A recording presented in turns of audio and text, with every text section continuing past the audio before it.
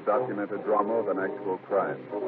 For the next 30 minutes, in cooperation with the Los Angeles Police Department, you will travel step by step on the side of the law through an actual case transcribed from official police files.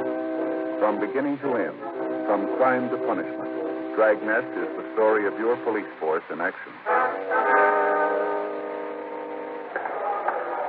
It was Tuesday, July 7th. It was hot in Los Angeles. We were working the night watch out of homicide detail. My partner is Frank Smith. The boss is Thad Brown, chief of detectives. My name's Friday. I was on my way into work, and it was 4:58 p.m. when I got to room 42.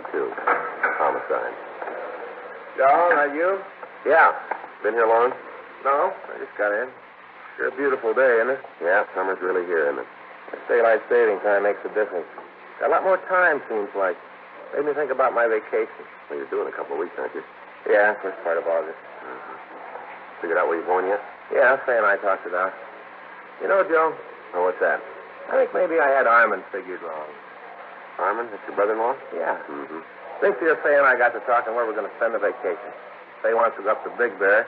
I'm saying Mexico. Yeah. You know, I figured a little fishing. I hear the yellows are hitting pretty good. The what? Yellowtail. Oh, You don't fish much. no, I don't think at all. You know. Well, they're supposed to be hitting pretty good, but Faye can't see Mexico. And darn if old Armin doesn't chime in and say he thinks Mexico's a great idea. Well, that's swell. Yeah. Tells Faye all about the beaches down there and how good the food is, all about the air, healthy. You know, really sells it. So that's where you're going, huh? No, Faye didn't buy it. It's on the mountains. Well, fishing's supposed to be pretty good up there, too, isn't it? That's what I've read, I guess. I don't know. suppose so, but old Armin, how do you like that guy? He sure surprised me. Yeah, maybe he's going to work out, huh? Yeah. I'll get it. Okay. Homicide Friday. Yes, sir, it is. I beg your pardon. Could you talk a little louder? Yes, sir. Uh-huh. Yes, sir. Well, when was that? I see. When? Yes, sir. What was that address again? All right, I have it. Yes. Yes, sir, that's right. We'll be right out. Right, bye. Well, we got one to roll on. Kidnapping out in Hollywood. The man on the phone gave his name as Henry Wagner. He said that he'd come home from work and found that his wife was gone. He said on the phone that he'd found a note demanding ransom and cautioning him against calling the police. 5:22 p.m. Frank and I arrived at the house on Temple Hill Avenue. We parked the car down the street from the house and went up to the front door. Frank would remain in the car for a few minutes and then follow. In that way, if the kidnappers were watching the house, they wouldn't be as likely to know that we were working on the case. I rang the bell and waited. Yes, you the police? Yes, sir, that's right. My name's Friday. Oh, hello. Come in, please, quickly. I don't want them to see you. Who's them, sir? The kidnappers. They might be watching. I don't know what I'm going to do. Terrible thing to have happen. Just doesn't make sense. All right, now, sir, if you just try to calm down and tell me what happened here, we want to start right from the beginning? All right. I got home from school about 4:30. Myra wasn't here. I looked at the house for her. Figured, like you said on the phone, that she might have gone to the store. When I couldn't find her, I started looking for a note. That's when I found the ransom demand right there on the coffee table. And you said you got home from school, was that it? Yes, I teach political science at the university. Well, when did you last see your wife? When I left this morning, about 7:30, I have a class at 8. Have you talked to her since? Yes, I called her about 1:15. Did everything seem all right then? I mean, did she seem to be upset or anything like that? No, everything seemed to be normal. Did she say if there was anyone with her when you talked to her? No, if there was, she didn't give any indication of it. I see. I know that this isn't a hoax, if that's what you're thinking. I know that Myra wouldn't do a thing like this. She's a serious woman. I guess you might say that she had a rather dull sense of humor. No, I know that she wouldn't do a thing like this as a joke. Well, no, sir, it's not that. I'm just trying to get all the facts here. Wonder if I can see the note. Yes, I left it over here on the desk. That'll be my partner. I'll let him in if it's all right. No, thanks. Yeah, money. Mr. Wagner, it's my partner, Frank Smith. How do you do, Mr. sir? Wagner. How do you do? I'll get the note. Well, I'd rather you wouldn't handle it anymore, sir. Oh, all right. You going to try to get some fingerprints from it? Is that right? Well, that's the idea, yes, sir. You read it, Joe? Yeah, it's made up of newsprint and cut out of the paper. Looks like one of the morning papers. Yeah. I'll read it to you. Just put $10,000 in 5, 10s, and 20s in the shoebox. Make sure the bills are unmarked. On July 8th, drive up Deer Canyon Drive at 10:30 p.m., 5 miles past the turnoff. You'll see a white string across the road. Drop the shoebox out of the car, go on back home. Your wife will be returned. Don't tell the cops. If you tell anybody, we'll kill your wife. Deer Canyon Drive. Yeah, you know, that's up above Laurel. Oh, yeah. $10,000. Do you have that kind of money, Mr. Wagner? No, sir. I don't know how I'm going to raise it. I have to, but I don't know how I'm going to do it. Have you noticed anyone lately that's been in the neighborhood here? I mean, anybody loitering around without any reason to be here? No, I haven't. Of course, you must understand I'm not home a great deal. But Myra didn't say anything about it. I'm sure she would have if she'd seen anybody like that. You and your wife have any enemies that do a thing like this, would you know? None that I can think of. Do you have any household help? I beg pardon? Household help. Anyone that comes in to help your wife with the housework. You know, a day maid, something like that. Well, there's Betty Jo. She comes in once a week to clean up the house. When was she last here? Let me see. That was Saturday. That's her usual day, Saturday. I guess it was then. Didn't you see her last week? No. You see, I had to go out by Pomona this last weekend. Series of lectures I wanted to catch. I left early Saturday morning, didn't get back until late that night. Did your wife go with you? No, she stayed at home. She had a little touch of the virus and figured she'd better stay at home and take care of it. Are you sure this is the right thing to do? Maybe I should have handled this myself. No, sir, you did the right thing. I wonder if you could give us a description of your wife, Mr. Wagner. Why? You aren't going to tell anyone else about this, are you? No, sir. The information will be handled in the usual confidential manner. Oh. Well, I guess you men know what you're doing. All right, sir, if you just give us a description, if you could. Well, Myra is about 5'3". Two men came out from the office and a stakeout was placed on the house. The note was taken downtown and photographed. Dean Bergman lifted several clean prints from it.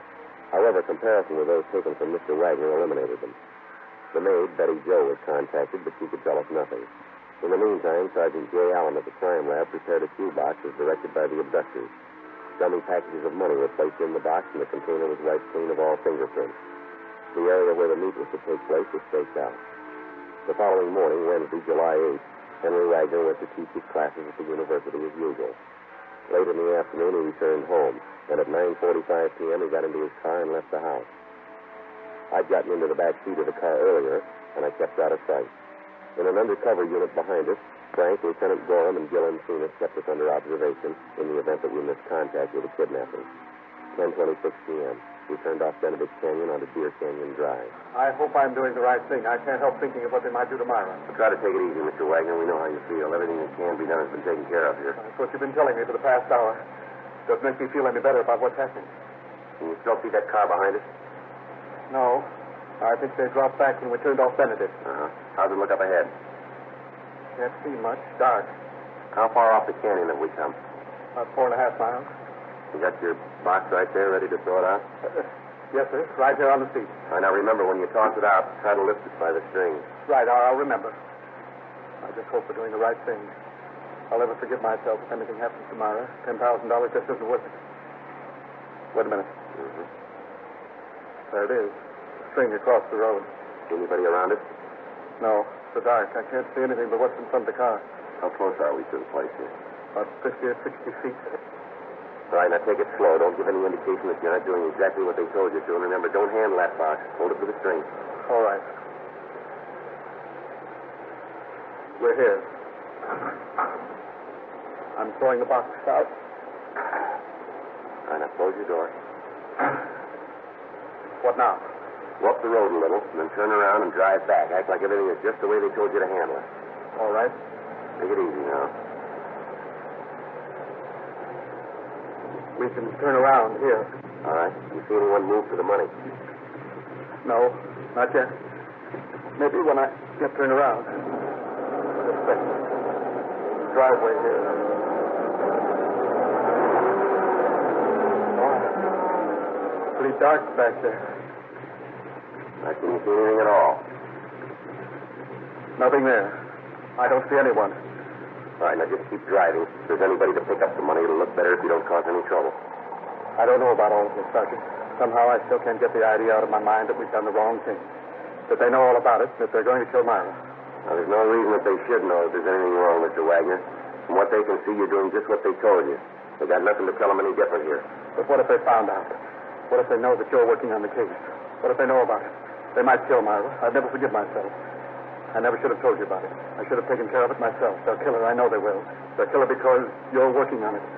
The way it is now, she hasn't got a chance. No, you're wrong there, Wagner. The odds are on her side now. 10:45 p.m. Henry Wagner and I left the meeting place. About a mile down Deer Canyon Drive, Wagner dropped me off, and then he started down Benedict Canyon Drive and continued on home. I met with Frank, Lieutenant Gorham, and Sergeant Gil Encinas, and we started back on foot. We cut off the road and waited on the hill overlooking the meeting place. Frank told me that they'd seen no activity on the road while Wagner and I were making the move. We moved in closer. 11:30 p.m. No sign of the kidnappers. The moon came up and we could see the white string across the road. In a patch of manzanita, we could see the shoebox containing the dummy packages of money. We waited. Midnight. 1:30 a.m. Still no sign of the kidnappers. 2:30. 4. At 4:45 a.m., the sun came up and Frank and I left the area. Lieutenant Gorham and Sergeant Jill Phoenix continued to stake the meeting place. If the kidnappers had been in the vicinity, we'd missed them. Our only course now was to wait for them to contact Henry Wagner again. 8:15 a.m. Frank and I checked out and went on home to take a shower and get something to eat. At 11:12 a.m. Thursday morning, we checked back into the office. Last night, huh? Yeah, there's nothing to show for it. Anything from Gorman and Phoenix? No, I don't see anything.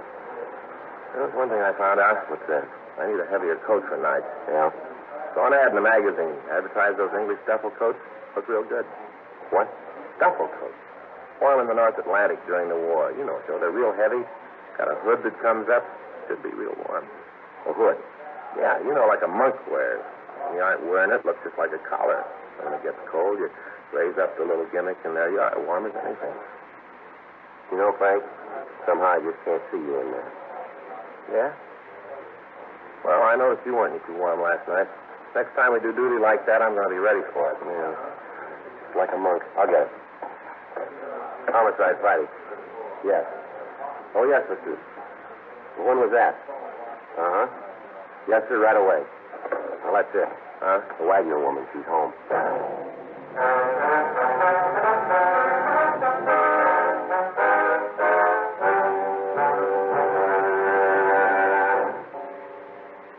11:30 a.m. Frank and I drove out to the Wagner home. The officers on stakeout told us that Mrs. Wagner had walked into the house at about 11 o'clock that morning. As soon as she'd gotten inside the house, she collapsed. The family doctor had been called, and she was treated for shock. Other than some scratches on her arms and around her face, she was unharmed. The officers told us that they'd been unable to interrogate her so far. We talked to the doctor, and he told us that we could talk to her until the sedative took effect. Honey, these are policemen. They want to ask you a few questions. What? Police officers, honey. There's Mr. Friday and there's Mr. Smith. Oh, yes. They want to ask you some questions, dear, about the people who took you. Oh, all right. It won't take very long, Miss Wagner. That's all right. I want to help you get them. All right, now, if you just tell us how it happened. How it happened? Yes, ma'am.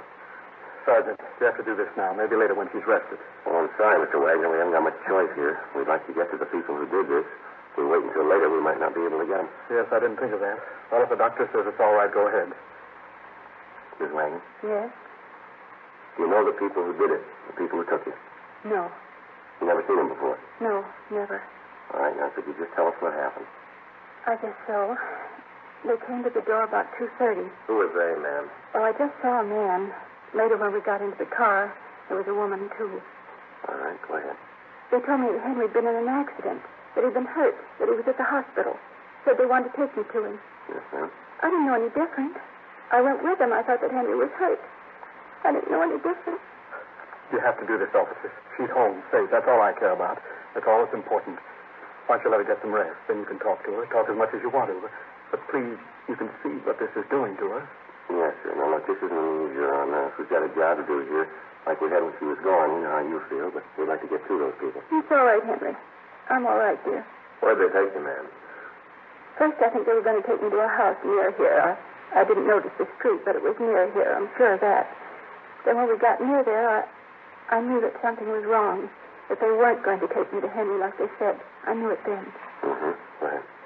I told them to let me out of the car, said that they'd better let me go. Mm-hmm.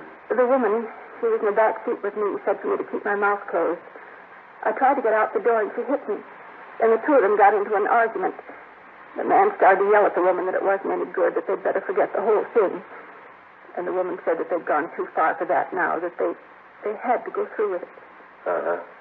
Well, then they put a blindfold on me, tied my hands and blindfolded me, and then they started to drive. Well, at any time, did either of them use a name, you know, in talking to each other? No, I don't think so. At least if they did, I don't remember it. Uh-huh. Go ahead, Miss Wagner. Well, then they started to drive. I couldn't see where they were going, but I know that they headed out the Arroyo Seco toward Pasadena. I could tell from the way we went. Then I heard the woman talk about the turnoff to get on the Seco. Right then, the man told her to shut up. Yes, ma'am. We drove for quite a while and then stopped. They made me get out and took me into a house. Did you have any idea where you were at the time, ma'am? No, I didn't. Mm-hmm. Go ahead, ma'am. Well, they took me into the house and put me in a room. Tied me up. I couldn't move, couldn't do anything.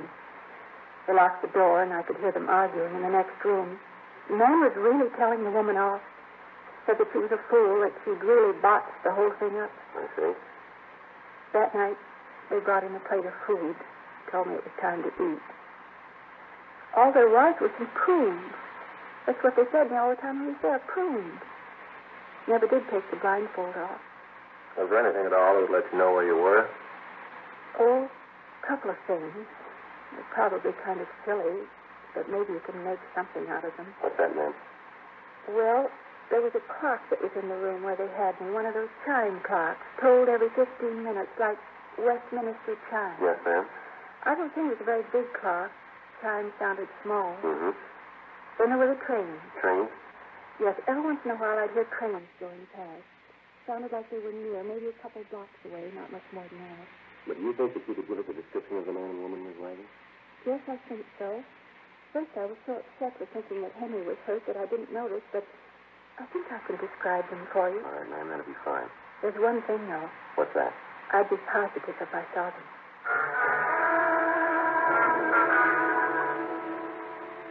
12 noon, we continued to talk to the Wagner woman. She gave us a description of the man and woman who had kidnapped her and a description of the car they'd used. We called the information into the office, and a local and an ATV were gotten out. We ran the descriptions through R&I, but we got no mate. 2:45 p.m. As one of the possibilities for identifying the locality described by Mrs. Wagner, Frank and I left the house and drove to the office of one of the milk companies in the city. We talked to the driver that handled the area in which Mrs. Wagner said the kidnappers were going to stop. We couldn't identify the man and the woman from the descriptions.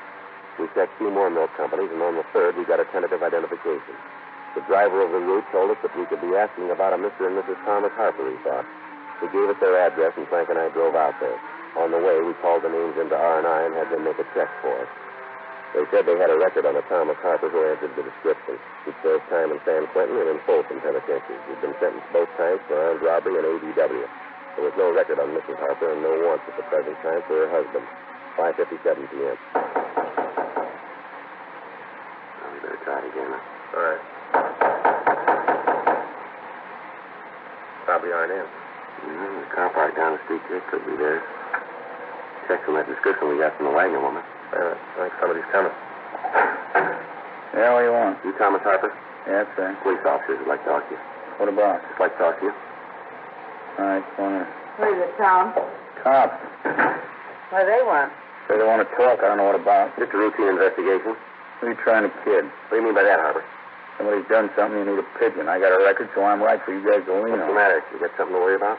Not a thing in the world, but I know you guys, you're going to try. What do you want, anyway? You people tell us your activities for the past 4 days? What for? Just tell us, will you? Yeah, tell us. You got an angle where you wouldn't be here. You're trying to pin something on us, and you know it. You want to tell us what you've been doing? You haven't left the house at all. Can you prove that? Prove it to who? You? You got no right to come in here and ask a lot of questions. She's right. You haven't got any right to do that. Maybe you pull us in and get out of here. All right, Harper. We're getting ready to leave anyway. We'll see you later. Yeah, let's go, Frank. Right.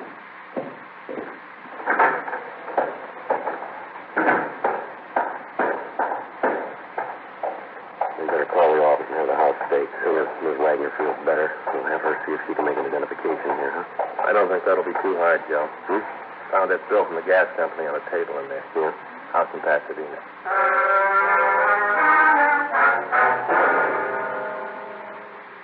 Harper's mugshot had been pulled and sent to the Wagner home for identification. Mrs. Wagner was still under sedative. 7:15 p.m. Frank and I drove out to Pasadena. We got in touch with the police department out there, and 2 officers were assigned to accompany us to the address on the gas bill. The house was unoccupied, and there were advertising papers strewn all about on the lawn. With the officers, we entered the house and went through it. In some of the rooms, there were pieces of furniture, and in the living room of the house, we found a mantel clock that chimed on the quarter hour. On an end table, we found a ball of white string. It looked like the same type that had been used to mark the meeting place up on Deer Canyon Drive. In one of the back bedrooms, we found plume seeds scattered around on the floor. A stakeout was arranged on the house. We contacted the men watching the Harper residence and found that the suspects were still there. 9:56 p.m. Frank and I arrived back at the Harper home in Hollywood. The lights were out and the house was dark. Frank went around to the back of the house. Yeah? What do you want this time of the night? Did you guys ever give up? All right, Harper, let's get dressed. We want to talk to you downtown. kind of pinch to me? You called it. For what? Kidnapping. You're out of your mind. Come on, get dressed. Who is it, honey? Cops say we kidnapped somebody. What? Plus, there's an idea we kidnapped somebody. You're kidding. Straight not, Miss Harper. You better get dressed, too. Anybody else in the house? Yeah, we take in board. Don't get smart. Where's that door go? Bedroom. Is the one bedroom here? That's right. We're roughing it. Is the kitchen over here? Yeah. All right, come on.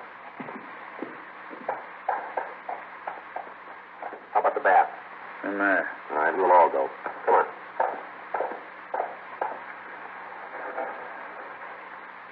All right. Go back to the kitchen. This door go out the backyard? You're a cop. You figure it out. Okay, Frank. Everything all right there, Joe? Yeah, fine. You ain't kidding about the kidnap thing, are you? No, let's go. What makes you figure it might be us? You got a house in Pasadena? Why do you ask Yeah, that? you got one. No. You're lying. Property records in Pasadena say you have. We checked the house. Matches the one we're looking for. All right? That's right. We got the woman you kidnapped. She's identified your picture, you and your wife. She couldn't identify me. I haven't got a record. You ain't taking me no place. Frank, get out of the way. Hold it. Hold it right there. All right, come on. On your feet.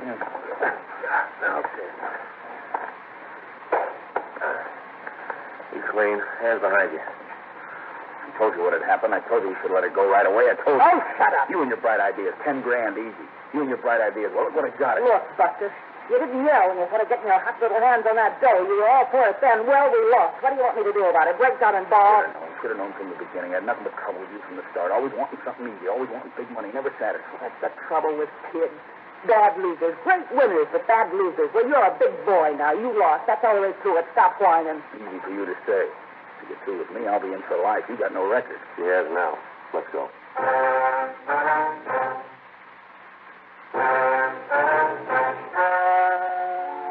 The story you have just heard was true. The names were changed to protect the innocent. On November 10th, trial was held in Department 98, Superior Court of the State of California, in and for the County of Los Angeles. In a moment, the results of that trial.